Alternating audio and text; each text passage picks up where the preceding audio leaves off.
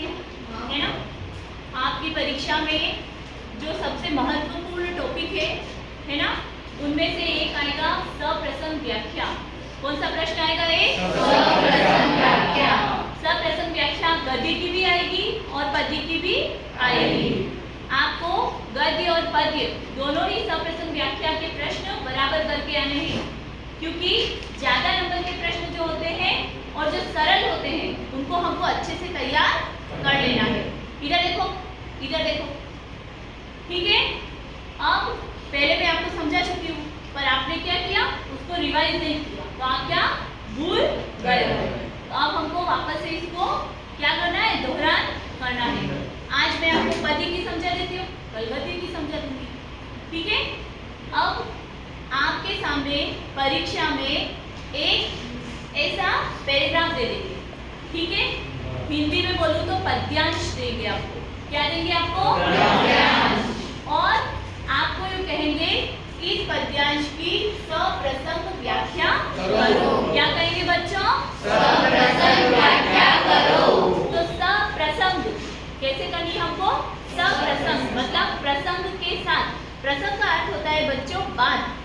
उस समय क्या बात चल रही है, उस बात को बताते हुए हमें इस पद्यांश की व्याख्या करनी है। शीतल इधर देख, सब लिखना बंद करो, सिर्फ इधर देखो।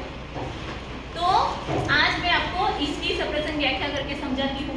सबसे पहले तो आप क्या करोगे कि उसकी पहचान करोगे कि यह जो पंक्तियां दी गई है वह कौन से पाठ से ली गई है।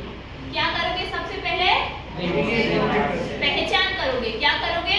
पहचान। ठीक है, अब हम सबसे पहले इसको पढ़ेंगे। तुम्हारी यह दंतुरित मुस्कान मृतक में भी डाल देगी जान, भूली दूसर तुम्हारे ही गान, छोड़कर तालाब में मेरी झोपड़ी में खिल रहे जल जान, परस पाकर तुम्हारा ही प्राण पिघल कर जल बन गया होगा कठिन पाषाण, छू गया तुमसे ही झरने लग पड़े शेफालिका के फूल, पास था की बबूल। अब हमको पढ़ते ही दिमाग में स्ट्राइक हो जानी चाहिए, अरे यह दंतुरित मुस्कान पाठ से लिया गया है ना। याद है आप सबको? और इसके कवि कौन थे, मतलब कौन है कवि? नागार्जुन। याद करना है आपको। तो यह जो है किसने लिखा है? यह पाठ इस कविता के कवि है नागार्जुन। जो गद्य लिखेगा वो होगा लेखक और जो पद्य लिखेगा वो होगा कवि। आगे बात समझ में बच्चों? ठीक है, तो हमको सबसे पहले लिखना है प्रसंग। क्या लिखेंगे हम? प्रसंग। तो सबसे पहले हम लिखेंगे प्रसंग। प्रसंग इसको मिटा दे रही हूँ, पर आपको टॉपिक ये पॉइंट बताने जा रही हूँ। प्रसंग में हम लिखेंगे कि प्रस्तुत पद्यांश या प्रस्तुत पंक्तियां हमारी हिंदी की पाठ्य पुस्तक, नाम बोलो, क्षितिज के पाठ यह दंतुरित मुस्कान से लिया गया है और इसको लिखने वाले कवि नागार्जुन है, ठीक है। यह लिखते ही आपको एक नंबर मिल जाएगा।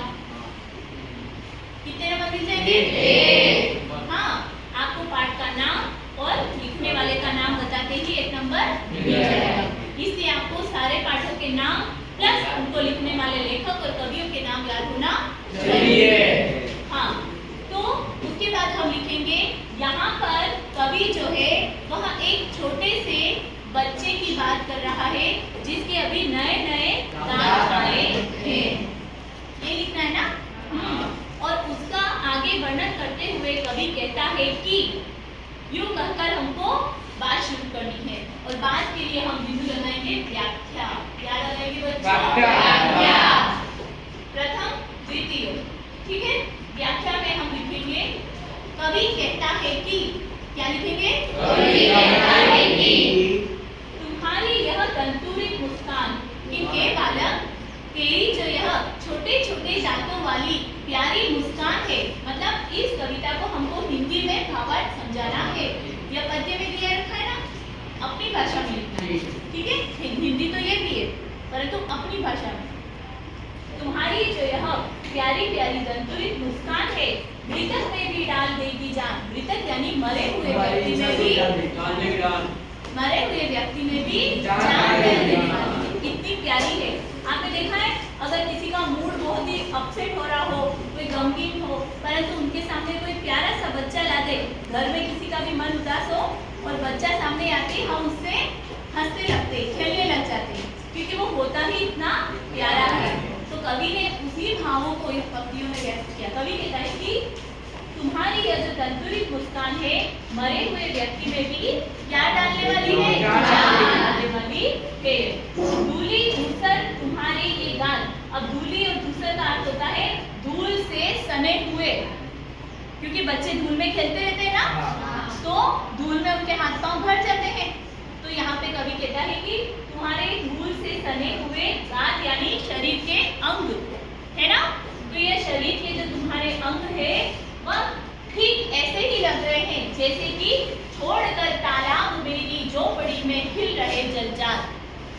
जलजात मतलब कमल, जलजात मतलब कमल। हाँ, ऐसा लगता है कि तालाब को छोड़कर मेरे इस आंगन में बच्चे के रूप में क्या खिल रहे हैं? कमल खिल रहे हैं।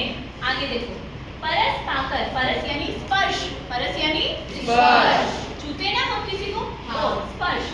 परस पाकर तुम्हारा ही प्राण, मतलब मैंने जब से तुम्हारा स्पर्श पाया है पिघल कर जल बन गया होगा कठिन पाषाण। ऐसा लगता है कि जल जो है बन गया है। कौन बन गया है? पत्थर। तुम्हारा स्पर्श पाकर ही मेरे जैसा कठोर व्यक्ति, पत्थर जैसा व्यक्ति भी क्या बन गया है? जल के समान बन गया है। छू गया तुमसे इजड़ने लग पड़े शेफालिका के फूल। अब इतने कोमल तुम्हारे अंग होते हैं और इतने प्यारे प्यारे होते हैं कि जैसे छूते ही ऐसा लगता है जैसे कि कोई फ्लावर हो, फूल हो, है ना। तो जैसे ही तुमको छुआ मुझे ऐसा लगा जैसे कि बहुत सारे शेफालिका, शेफालिका जैसे कमल का फूल होता है, गुलाब का होता है, वैसे ही शेफालिका एक फूल का नाम है। तो ऐसा लगता है जैसे कि शेफालिका के बहुत सारे फूल जर जर जर जर करके झड़ने लग रहे हैं। बांस उठा के बबूल, अब प्रश्नवाचक चिन्ह। अब कवि जो है बच्चे से पूछ रहा है कि मुझे तो ऐसा लगा जैसे कि बहुत सारे फूल जल रहे हो तुम्हारे स्पर्श से, पर तुमको कैसा लगा?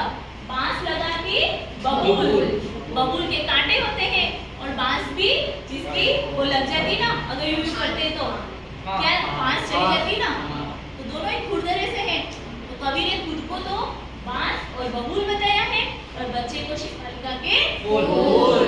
इसलिए कवि कह रहा है कि मुझे तो अच्छा लगा पर तुमको जरूर बांस या बबूल दोनों में से एक लगा होगा। अब तुम बताओ कि मैं क्या था। तो इस तरह से यहाँ पे